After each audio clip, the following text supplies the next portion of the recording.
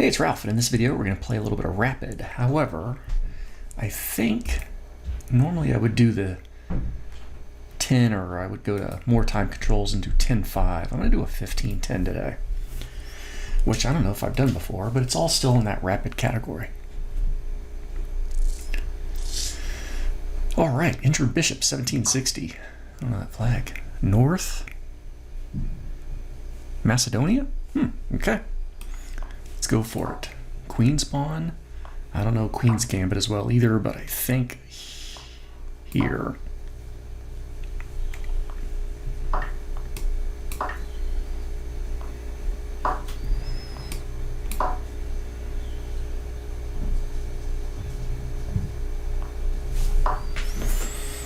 All right.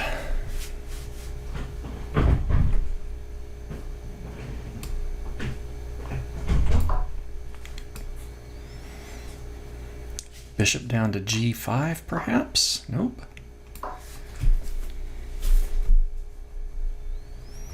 I don't know if this is going to be concerning here. Let's try to prevent that.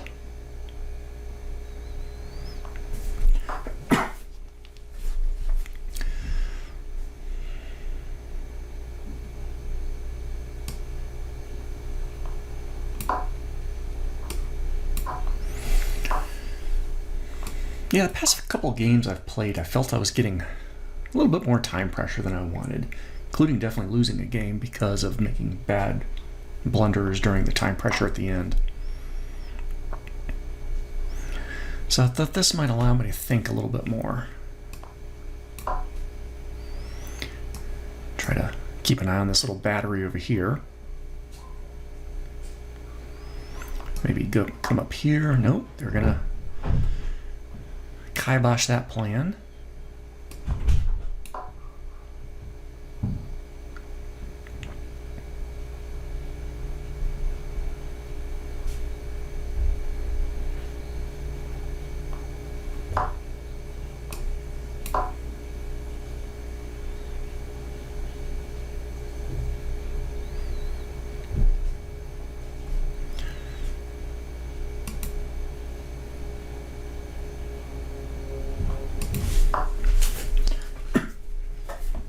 I was randomly looking at a couple of players' profiles, just kind of get a feel for how many games a day people are playing, and I just kind of picked on a couple of Rapid players that were, maybe just a little bit more highly rated than me, and they had ranked well in this 10-0 tournament. But the first one I look at plays an average of 7 games a day. The second person I looked at, one of his opponents, plays an average of 15 times a day. Rapid games.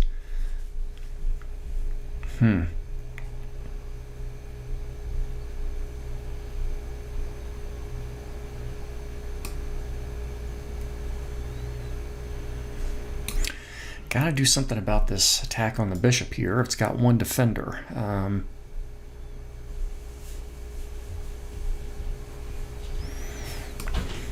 guess I'll trade their knight.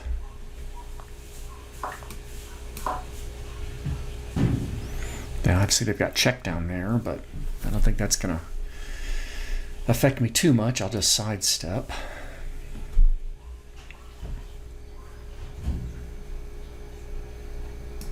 They've got a bishop take. I'll retake with the queen. I'm wondering if I've got some potential here. Knight takes pawn with a discovered attack. Threatens their knight in the mix.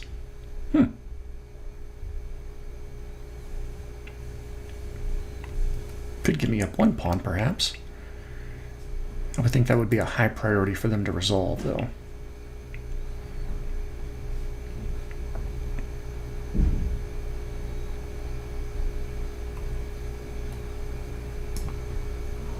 Queen sidesteps.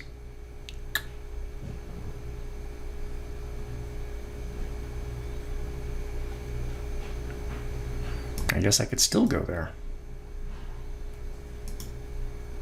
No, maybe not. Yeah, good.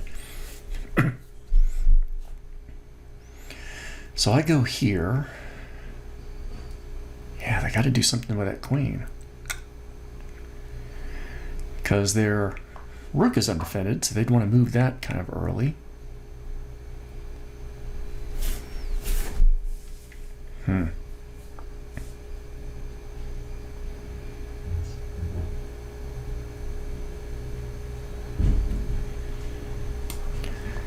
Let's start pushing over here, see what happens.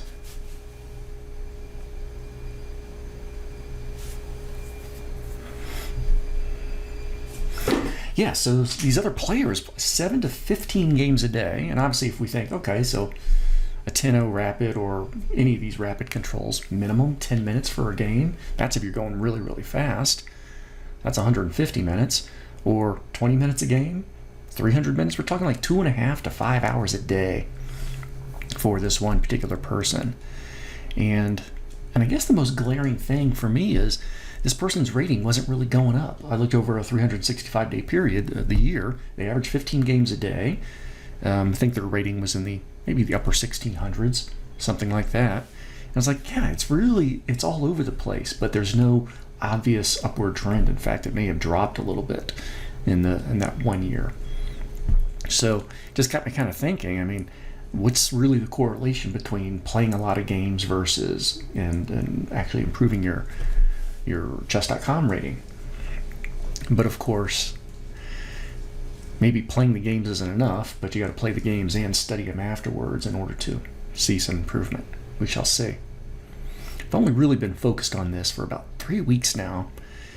I can't say my rating has gone up in those 3 weeks, but I've been certainly better about playing more games per day.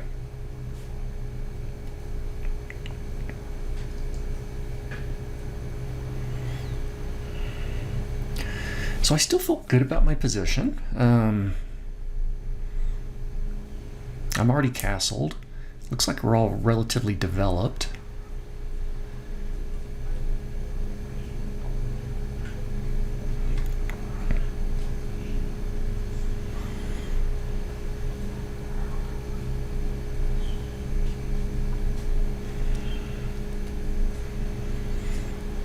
Obviously his queen is lined up here with a king, so that may give me some interesting opportunities. Not with this pawn here. That pawn kind of hides this square, or protects that square, I guess. Unless there are ways to start hustling it away. Obviously, if I push, maybe they take. I take with my bishop. That would be pretty sweet.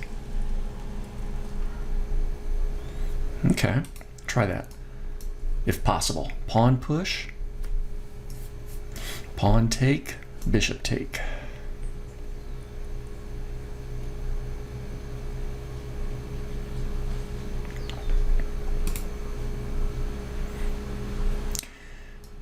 Might they just castle?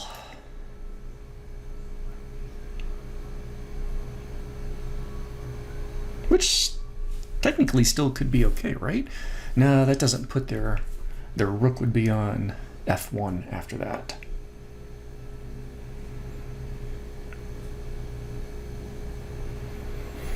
My opponent was playing pretty fast before. Looks like they're taking a big think here, or had some kind of interruption.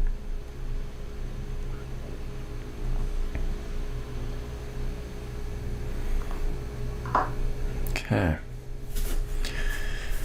I think, yeah, what do I want to do here? Do I still want to try to push over here on this queen side?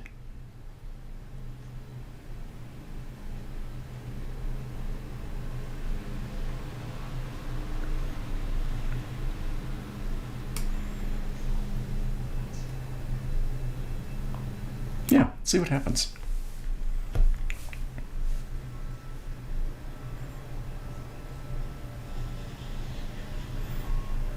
I feel okay from their knight.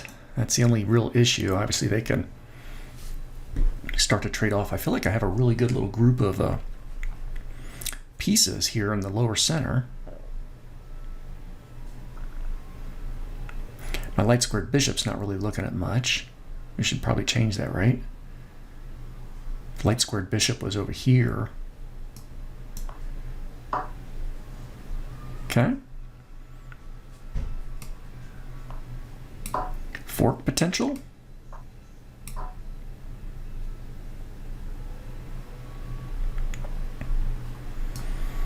Right up there on B3.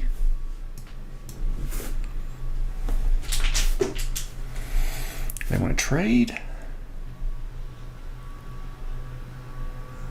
Yeah, they've got lots of things they can trade. So we can trade off dark squared bishops.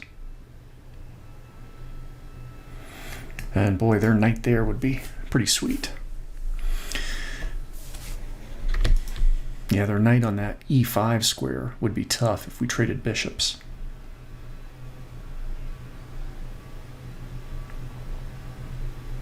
But I guess I can push away, perhaps.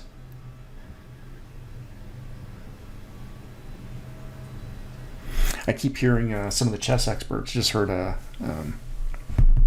Eric Rosen say this yesterday. They always talk about that F-pawn. And I guess some player, streamer, chess player, Feingold says, yeah, you should never push this F-pawn. And a lot of those folks comment on that particular adage, although where they mention it were in games where pushing the F-pawn was beneficial. So, and they're talking about that F6 or, behind your king or like F3.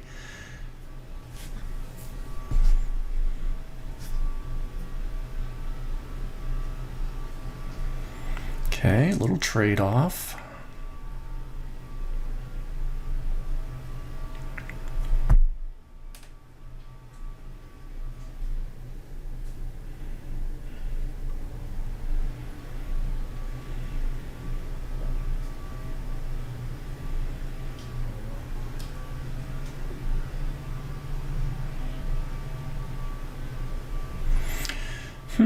There is a pawn there for me to start keeping an eye on.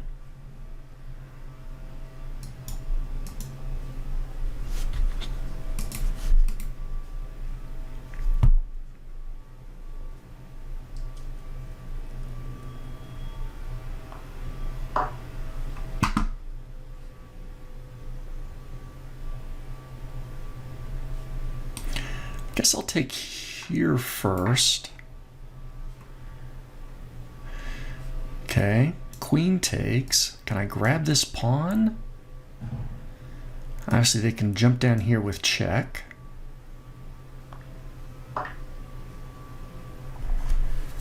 I can't retreat, per se, but...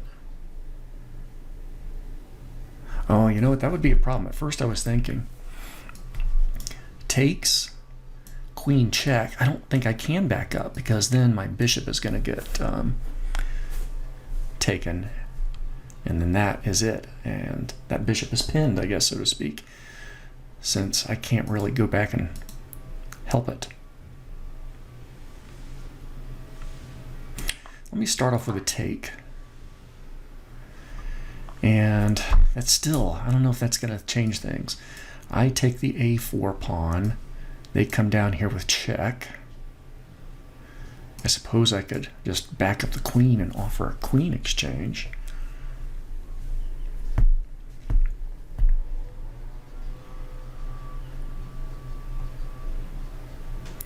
But then they'll just grab this pawn here. And they'll be lined up against my knight and bishop, which would be up there. So I don't know if that is really that good.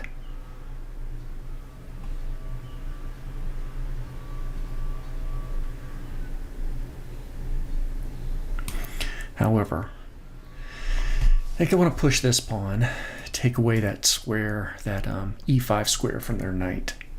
I kind of forgot to look over there and see what other threats might be popping along.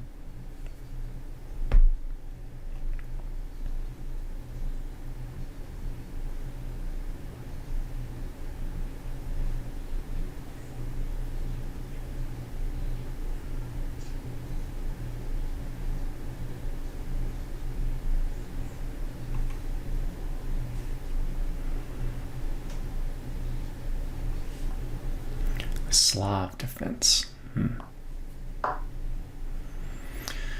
Okay.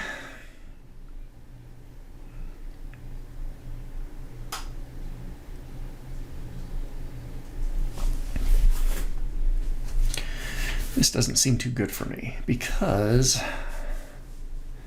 my knight is under attack and I don't know how to protect that knight.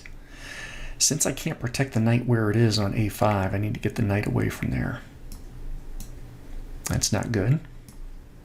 That's not good. That's not good. Only option, b3. So I guess there's no need to think about it. However, after b3, I don't know where my knight's going. I guess then maybe my bishop can take there on a4 and help protect the knight, which will be sitting on b3 for a little while. Only one place to go.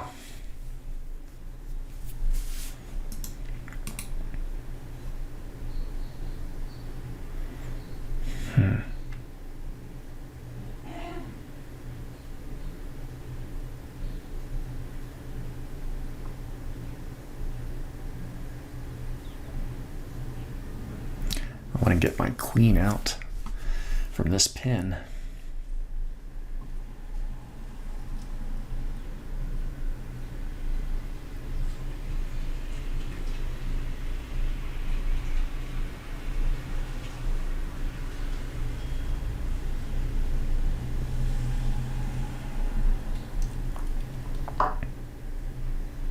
Damn. That's not too good for me. No, it's not.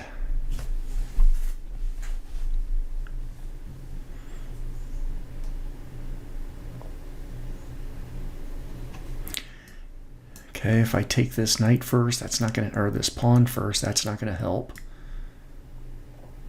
They can still maintain this tension here, maintain this pin.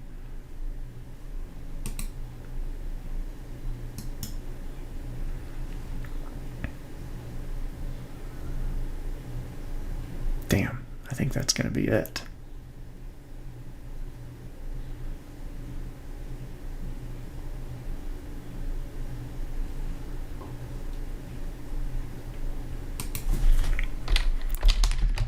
Good move.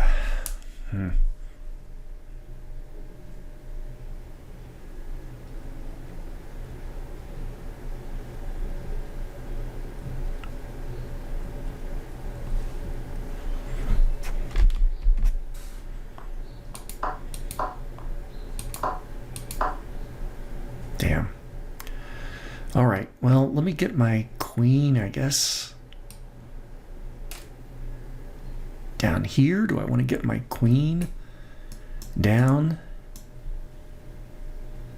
up there? Is that going to help? All right.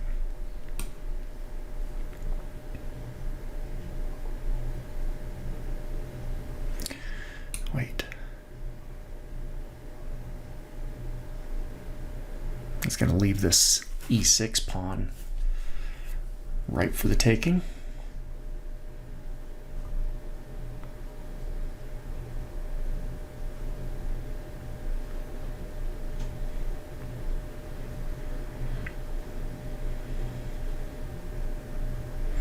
Yeah, so I was feeling really good about my position, and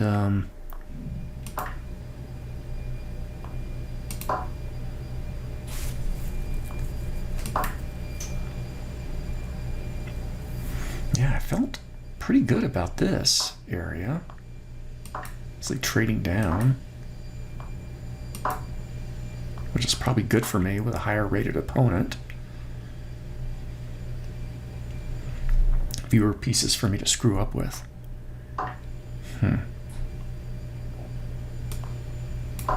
Yeah, but I guess check again.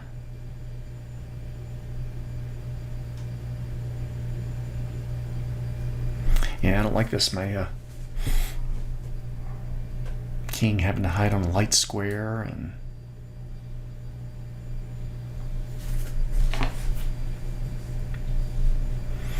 my knight can't really do anything. That pawn's protected, that square's protected.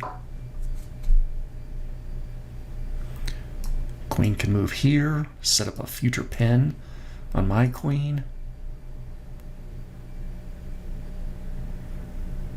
I prepare to move away in anticipation of that, but now they're going to have a great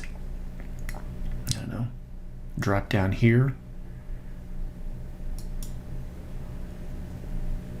Threaten a check on the king anyway. Actually, yeah. Queen here. Where do I go? Yeah, I got skedaddle big time. Can't be on a light square though. That'll be a fork. Can't go to that dark square. Oh. Wow. GG. Okay. Yeah, I think I had mentally checked out on that one and gave it up as lost, but let's see. Were things okay for me? Well, things were okay for me for a while. Kind of holding on rather well, and maybe the barest of margins right there in that middle game. And then, of course, things just started to go south there at the end. But, my opponent did really well. Low 90s accuracy is fantastic. And if we look over here at these stats, no blunders and misses, so that's pretty nice. That's good. One mistake and a few inaccuracies, but obviously, right in there was that critical one, and White just really was able to take control. So what happened here? Let's go ahead and start the review. Book moves, okay, book moves going through 8. That could very well be one of the deepest I've gone into book moves on one of these reviews. Okay, I'm seeing a lot of faint check marks, so I think a lot of good moves, but maybe not necessarily the best moves. And here we go. This F6 is a mistake. Permitted the opponent to pin a bishop. I did indeed permit my opponent to pin a bishop. Yeah.